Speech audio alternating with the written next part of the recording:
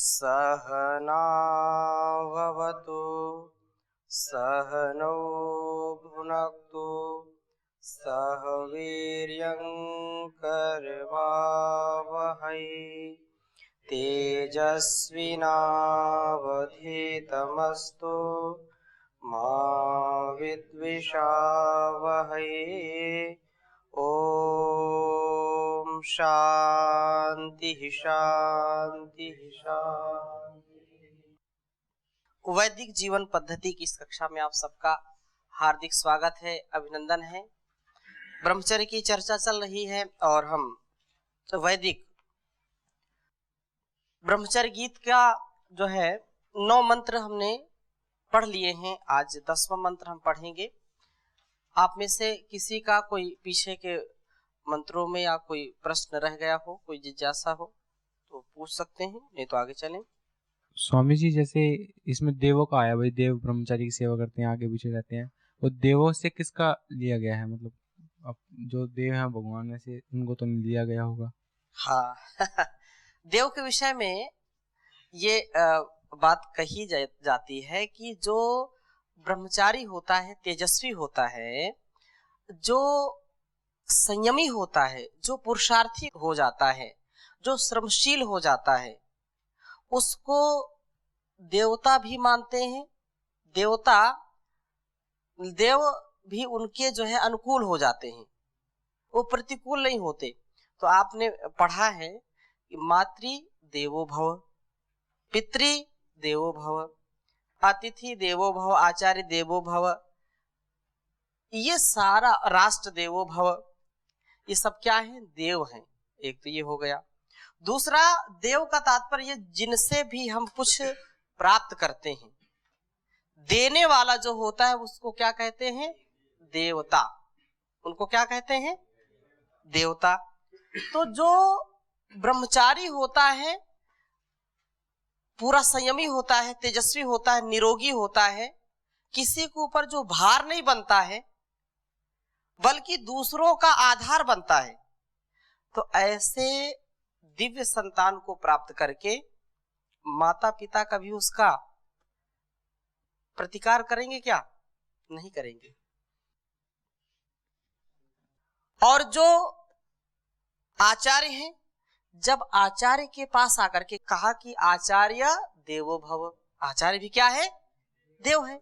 जब आप आचार्य की आज्ञा का पालन करेंगे, आचार्य के कहे के अनुसार आप तपस्या करेंगे, सारे व्रतों का पालन करेंगे, प्रातः जागरण से लेकर शयन पर्यंत जब आचार्य के प्रियाचरण में रहेंगे, तो आचार्य आपके अनुकूल, अर्थात कभी आप आचार्य से कोई विनती करेंगे, कोई प्रार्थना करेंगे, तो आचार्य उसको स्वीकार करेगा कि नहीं? तो आचार्य हमारे अनुकूल हो जाता है। अर्थात अपनी तपस्या से हम आचार्य को संतुष्ट करते हैं। वे संतानें, वे युवक युवतियां जो अपने माता पिता की आज्ञा का पालन करते हैं, कभी उनको जो है सताते नहीं हैं, कभी उनका दिल नहीं दुखाते हैं, तो वे माता पिता भी अपने बच्चों को बहुत ध्यान रखते हैं। हाँ, इसमें 2 स्थितियां हैं कि कुछ माता पिता बच्चों को ज्यादा दुलार करते हैं तो उनकी गलत चीजें भी मान लेते हैं। ऐसे माता पिता की मैं यहाँ बात नहीं कर रहा हूँ।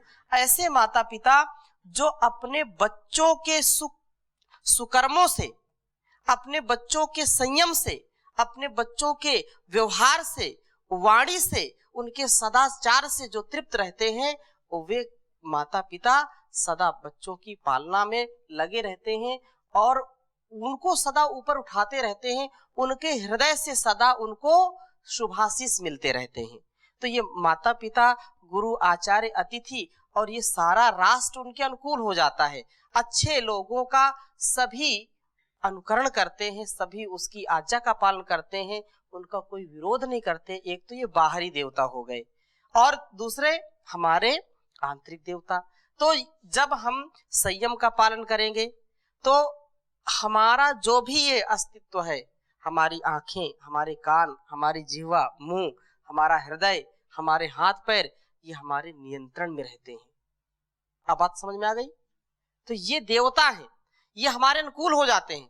हमसे एक क्षण के लिए भी गलत नहीं करते हैं और ना हमको कभी परेशान करते हैं। अर्थात ये जब तक हम जीवित रहते हैं तब तक ये पूरा पूरा हमारा सहयोग करते हैं। ऐसा नहीं है कि आंखें जो है मृत्यु से पहले खराब हो जाएं, ऐसा नहीं होगा। ऐसा नहीं कि बहरापन आ जाए, ऐसा नहीं कि उसका हार्ट फेल हो जाए, हृदयाघात हो जाए, ऐसा नहीं। क्यों? क्योंकि ये सारे देवता दे रहे हैं कि नहीं, हृदय हमको दे रहा, जीवन दे रहा है। ये हृदय ना हो, अपना कार्य ठीक ठीक ना करे, हमारी आंतें ठीक ठीक काम ना करें, हमारा जो यकृत है, जो लीवर है, वो ठीक ठीक काम ना करे, तो हम जीवित या स्वस्थ रह सकते हैं क्या? नहीं रह सकते हैं। लेकिन जो ब्रह्मचर्य का पालन करता है, जिसके आहार विचार व्यवहार ठीक है, जो संयमित जीवन जीता है, ये सारे देवता उसके अनुकूल हो जाते हैं। वह सदा स्वस्थ रहता है, मस्त रहता है, व्यस्त रहता है। तो आज नया मंत्र हम ले रहे हैं। 10वां मंत्र दो विशेष रूप से इसमें ये कहा कि ये दो खजाने हमारे हैं, और वो खजाने कैसे हैं? तो यहाँ पर क्योंकि इस मंत्र का ऋषि जो है ब्रह्मा है और देवता तो ब्रह्मचारी है ही है। अर्वागण्यः लिख लीजिए आप, परो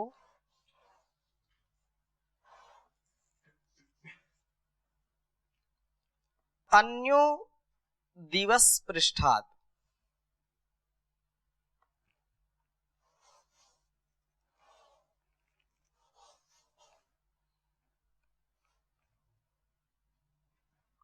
अन्यो दिवस पृष्ठात् गुहा निधि निहितौ ब्राह्मणस्य,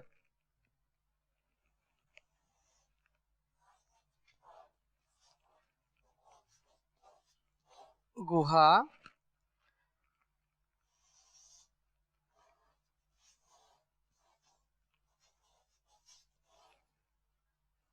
निधि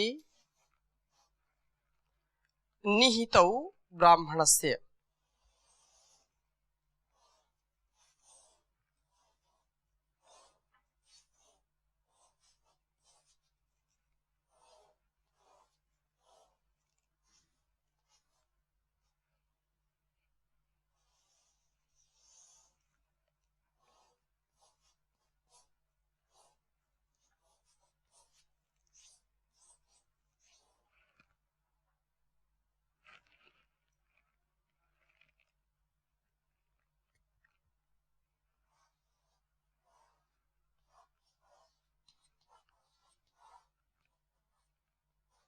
ब्राह्मणस्य।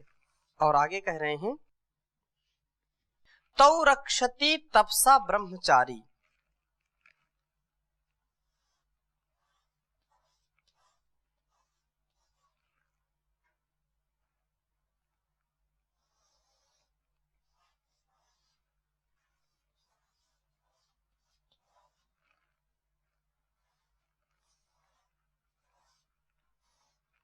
तौ रक्षति तपसा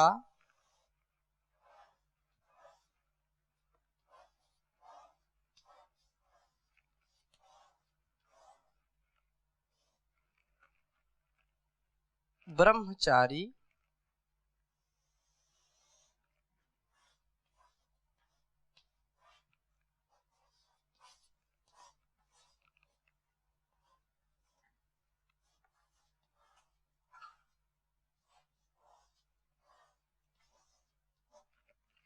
तौ रक्षति तपसा ब्रह्मचारी तत्केवलम कृणुते ब्रह्म विद्वान।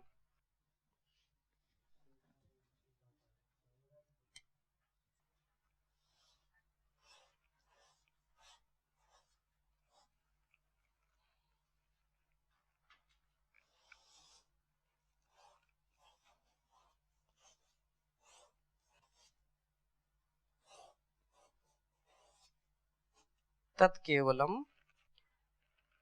कृणुते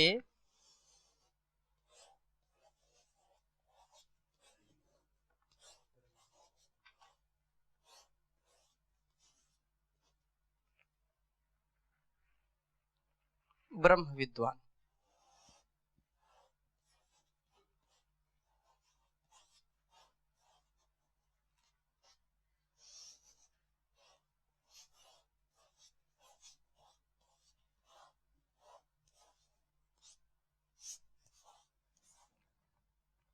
एक बार उच्चारण करेंगे। अर्वागन्यः परो अन्यो दिवस पृष्ठात् गुहानिधि निहितो ब्राह्मणस्य तौ रक्षति तपसा ब्रह्मचारी तत् केवलं कृणुते ब्रह्म विद्वान्। अर्वागन्यः परो अन्यो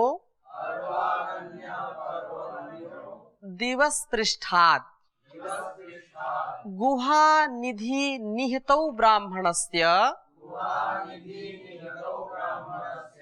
तौ रक्षति तपसा ब्रह्मचारी तत् केवलं कृणुते ब्रह्म विद्वान। मंत्रार्थ समझने का प्रयास करेंगे। विशेष बात है कि अन्यः अर्वागन्यः अन्यः अर्वाक अन्यः अन्यः इति एक अर्वाक जो उरे है और अन्यः एक दिवस पृष्ठात् परः द्युलोक के पृष्ठ से परे है। ये दो ब्राह्मण से ब्रह्मजानी के निधि द्विवचन में है, तो दो क्या है, इसके खजाने हैं, निधि हैं।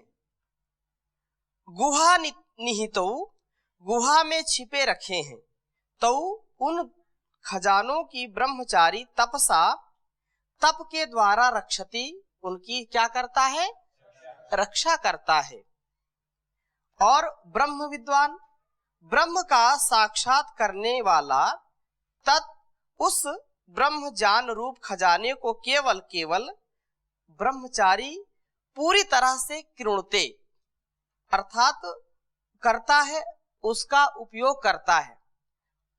अपने जीवन को अच्छा बनाता हुआ तपस्या से, संयम से, विवेक से, ज्ञान से, विद्या से उनको सबल बनाता हुआ इस जीवन को धन्य करता है। और इसको एक बार समझने का प्रयास करेंगे।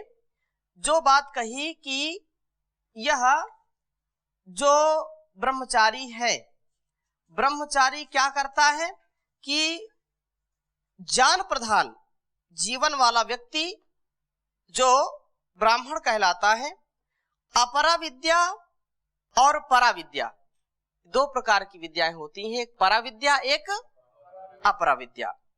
तो ये दो ब्राह्मण की निधि हैं। और ब्राह्मण का कोई धन नहीं होता है, विद्या ही उसका धन है। ठीक है, जो व्यक्ति जिसको धन मान बैठे, कोई जो है हीरे जवाहरात को धन मानता है, कोई धन मानता है नोटों की गड्डियों को, कोई धन मानता है कि अपना जीवन अच्छा हो, सुखमय हो, स्वास्थ्य बढ़िया होना चाहिए। धन तो आता है चला जाता है, लेकिन यदि स्वास्थ्य चला गया तो समझो कुछ गया। धन तो कहते हैं हाथ का मैल है, लेकिन कुछ लोग अलग अलग स्थिति में रहते हैं। कुछ कहते हैं कि चमड़ी चली जाए लेकिन दमड़ी न जाए, मतलब शरीर कम हो जाए तो कोई बात नहीं, धन कम नहीं होना चाहिए। लेकिन वही दूसरी बात कहते हैं कि भाई देखो, धन धरा के बीच सारा धरा रह जाएगा, धन को क्या है, ये तो सब यहीं रखा रह जाएगा, लेकिन हम अपने शरीर को अच्छा बना के रखें, अपने शरीर को स्वस्थ बना के रखें। क्योंकि यदि शरीर ही स्वस्थ नहीं रहेगा तो धन किस काम का। धन क्यों कमाते हैं? धन कमाते हैं कि हम तन मन से स्वस्थ रहें, समाज से स्वस्थ रहें। लेकिन कुछ लोग इसका उल्टा करते हैं। इसलिए मैंने ये बात कही कि धन की लोग अपने अपने विवेक के अनुसार उसका जो है क्राइटेरिया, उसकी परिधि तय करते हैं। तो धन जो दो निधि हैं, तो ब्राह्मण के लिए उसका सच्चा धन क्या है? विद्या है। जैसे आप सब ब्राह्मण धर्म का पालन कर रहे हैं, आप ब्रह्म का आधान अपने जीवन में कर रहे हैं, अपने जीवन को महान बना रहे हैं, आपका सच्चा धन क्या है? विद्या। और ये निधि कहा, क्या कहा? ये दो निधि आपकी हैं, एक पराविद्या और एक अपराविद्या। अपराविद्या द्युलोक व द्युलोक से नीचे अंतरिक्ष लोक व पृथ्वी लोक का ज्ञान देती है। जो अपराविद्या वो क्या करती है? द्युलोक, द्युलोक से नीचे अंतरिक्ष लोक व पृथ्वी लोक का ज्ञान देती है। और पराविद्या दिवस पृष्ठाद, जैसे उसमें कहा दिवस पृष्ठाद से भी परे ब्रह्म लोक का ज्ञान प्राप्त कराती है। अन्य एक अपरा विद्या रूप निधि अर्वाक दिवस पृष्ठाद के से नीचे के पदार्थों का ज्ञान कराती है। अन्य दूसरी परा विद्या रूप निधि जो है वह दिवस पृष्ठाद परहा, दिवस पृष्ठाद से ऊपर ब्रह्म का ज्ञान है। ये दोनों निधि ज्ञान कोश ब्राह्मणस्य गुहा निहितौ, ज्ञानी के हृदय गुहा में स्थापित रहते हैं।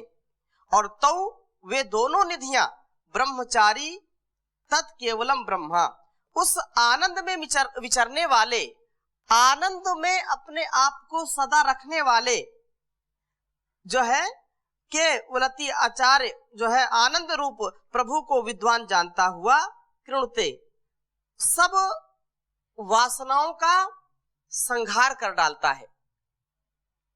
कृणुते का तात्पर्य क्या कहा? कि सब जो वासनाएं हैं, जो पराधीनताएं हैं, जो हमारे अविवेक हैं, जो हमारे अज्ञान हैं, उनको नष्ट भ्रष्ट करने काम करते हैं। क्री डुकरियां करने, उसका क्या करते हैं? कृणुते गर्भ जो है कृणुते, यहाँ तत् केवलम कृणुते ब्रह्म विद्वान, जो ब्रह्म का आचरण करने वाला है, ब्रह्म ज्ञानी है, जो ब्रह्म ज्ञानी है वही इस भोग से, इस रोग से बच सकता है। जो बाहर का हमारा क्या है? आवरण है, उसको छिन्न भिन्न कर सकता है। इसको अंग्रेजी में कहते हैं टू किल, टू किल। कृणुते को क्या बोलेंगे? टू किल, अर्थात उसका नाश कर देता है।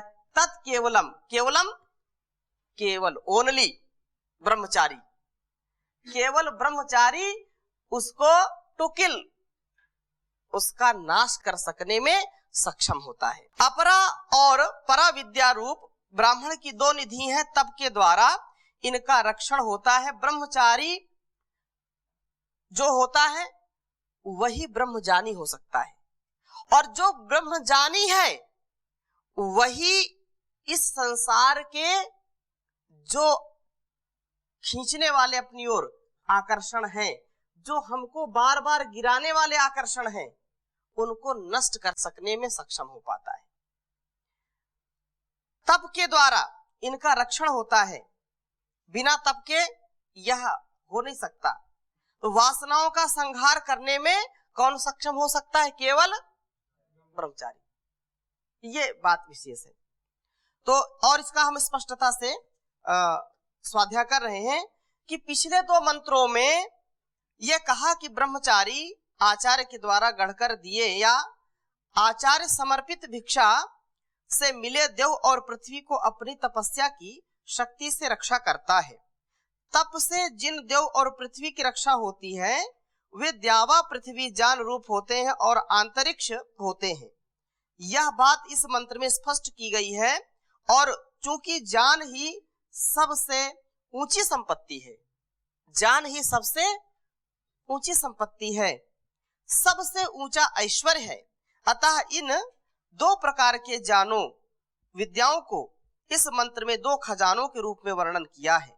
और कहा गया है कि इन दो खजानों की ब्रह्मचारी ही अपने तपोबल से रक्षा कर सकता है, और रक्षा वो करता है। जो व्यक्ति संकल्पवान है, जो व्यक्ति विवेकवान है, अपने आत्मबल से वह बलवान है, तन मन शरीर से भी बलवान है, वही इसका रक्षण कर सकता है और कोई रक्षण करने में सक्षम नहीं हो सकता। क्योंकि देखो, जान तो होना एक अलग बात है, लेकिन जैसा जानना वैसा फिर मानना, वैसा फिर जीना, ये बड़ी बात है। आज कितना ज्ञान बांटा जा रहा है, कितनी पुस्तकों में ज्ञान भरा पड़ा है, लेकिन उससे उसका पूरा पूरा लाभ हम ले नहीं सकते जब तक हम उसको जीवन में उतारेंगे नहीं। किसी को बहुत तेज ज्वर है, किसी को बहुत बीमार व्यक्ति है और जानता है कि अमुक औषधि से, अमृता से, गिलोय से यह दूर हो जाएगा, या वात पित्त कफ का जो संतुलन है बिगड़ गया है, तो गिलोय का सेवन करेगा तो इनमें संतुलन बनेगा, लेकिन उसका सेवन नहीं कर रहा है। तो उस जान तो है उसको, लेकिन वो गिलोय का जब तक सेवन नहीं करेगा तब तक उसका जो त्रिदोष है वह कभी भी ठीक नहीं हो सकता। त्रिदोष के समन के लिए उसके डिसबैलेंस को बैलेंस बनाने के लिए आप जब जानते हैं तो उसका प्रयोग करेंगे तो लाभ मिलेगा। केवल जानना पर्याप्त नहीं है, जान करके उसको जीना ये महत्वपूर्ण है। ये महत्वपूर्ण नहीं है कि आपने कितना खाया, ये महत्वपूर्ण है कि आपने कितना बचाया। बात समझ में आ रही? ये महत्वपूर्ण नहीं कि आपने कितना सुना, ये महत्वपूर्ण नहीं कितना आपने पढ़ा, ये महत्वपूर्ण नहीं कितना आपने देखा। महत्वपूर्ण ये है कि आपने उसको कितना अपने आचरण में उतारा। ये बहुत बड़ी बात है। और यहां गुरुकुल में इसी का अभ्यास होता है, इसी का अभ्यास होता है कि यहां प्रातः जागरण से लेकर के शयन पर्यंत पुरुषार्थ चलता रहता है। पुरुषार्थ की बातें होती हैं और देखते भी हैं, पढ़ते भी हैं और वैसा करते भी हैं। इसलिए जो गुरुकुल का उद्देश्य है वो ब्रह्मचारी में निहित है और ब्रह्मचारी का जीवन गुरुकुल में निहित है।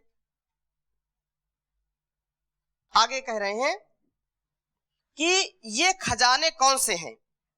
एक तो यह इधर का नीचे का द्युलोक से उर्ला और दूसरा द्युलोक से पृष्ठ से उधर का ऊपर का परला। उर्ला परला क्योंकि उन्होंने ऐसी भाषा लिखी है।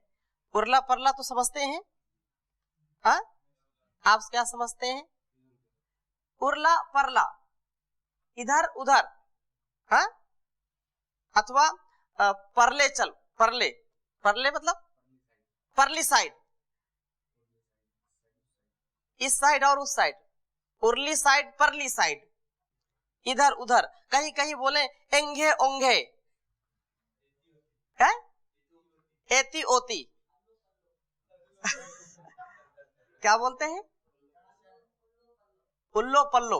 ये अलग अलग क्षेत्रों में थोड़ी ये भाषा का लालित्य है, ये भाषा का लालित्य है। इसीलिए भारतवर्ष इतना जो है भिन्नता में भी इतनी इसमें रोचकता है, इतना इसमें स्नेह है, इतनी भाषाएं हैं, इतना जो है लोग अभी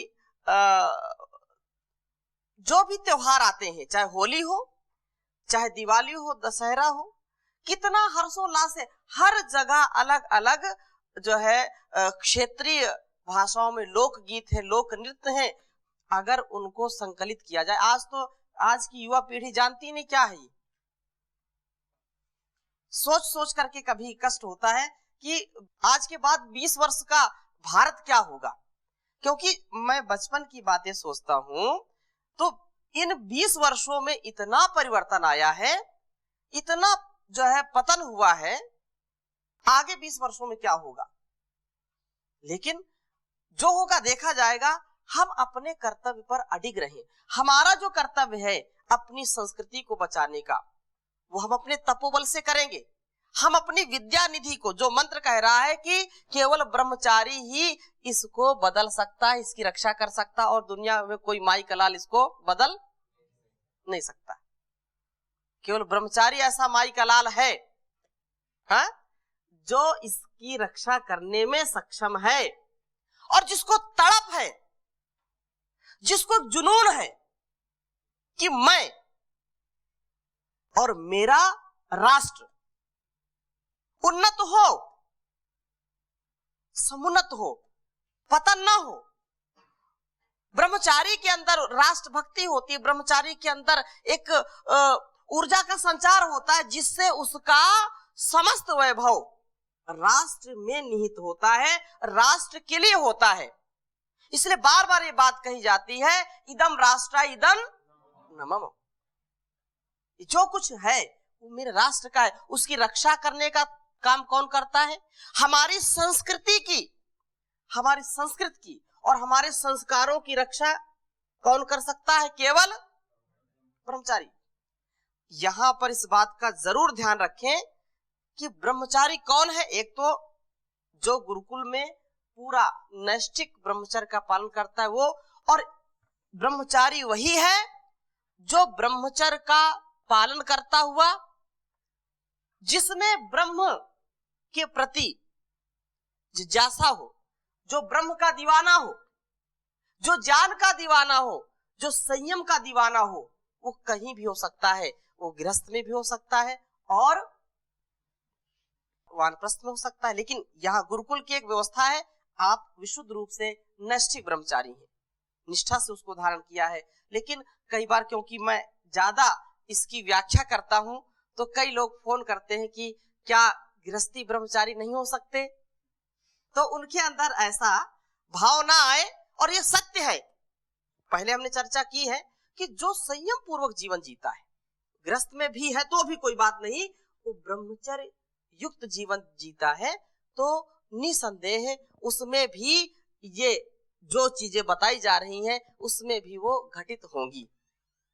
तो आज हम यहीं पर इसकी चर्चा जो है संपन्न करते हैं। आगे इस जो बचा हुआ है मंत्र का भावार्थ, इसको हम और समझने का प्रयास करेंगे। ओम शांति शांति।